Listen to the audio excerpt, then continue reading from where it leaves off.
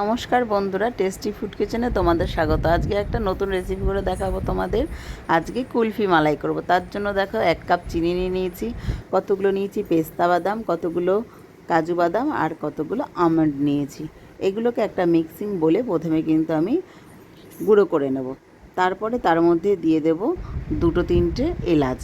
দেখবে কুলফির মধ্যে এলাচ দিলে এলাচের দানাগুলো দেবে, আর খোসাগুলো কিন্তু দেবে না। এলাচের গন্ধটা খুব ভালো লাগে।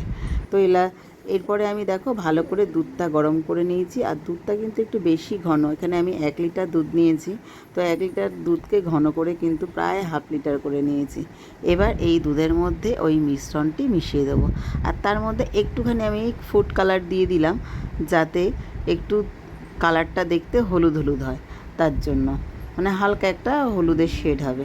আর এই দেখো, এরপরে আমি মিশ্রণটা দিয়ে আরও ভালো করে কিন্তু ফুটিয়ে নিচ্ছি। প্রায় 10 মিনিট ধরে আরও ভালো করে ফুটিয়ে নেব মিশ্রণটাকে দিয়ে।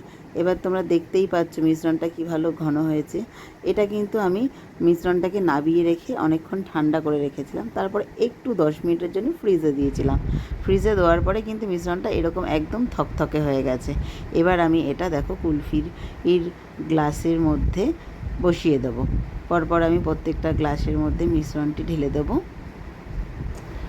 ঠিক এইভাবেই একদম মুখোমুখি করে ঢেলে দেবো। দেখো এইভাবে পুরো গ্লাসগুলোর মধ্যে আমি ঢেলে দিয়েছি। তারপরে আমি দিয়ে দিচ্ছি উপর থেকে একটু কুচিয়ে রাখা আমন্ড। ভালো করে বেশ একটু মিহি করে কুচিয়ে রেখেছি, আর দেখতে ভালো লাগে যাতে, তার জন্য কিন্তু আমি উপর দিয়ে কিছুটা আমন্ডের গুঁড়ো ছড়িয়ে দিলাম। এবার এটাকে একটা র্যাপার দিয়ে আটকিয়ে দেবো।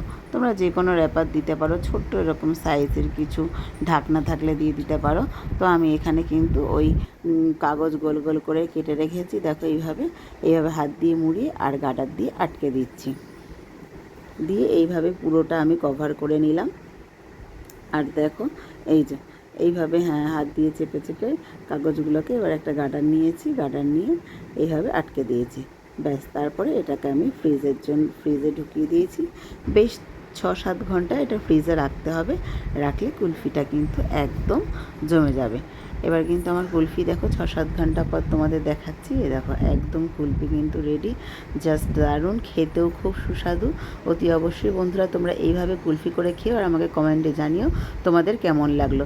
ইউটিউব থেকে দেখলে একটা সাবস্ক্রাইব করে দিও, ফেসবুক থেকে দেখলে ফলো করে দিও।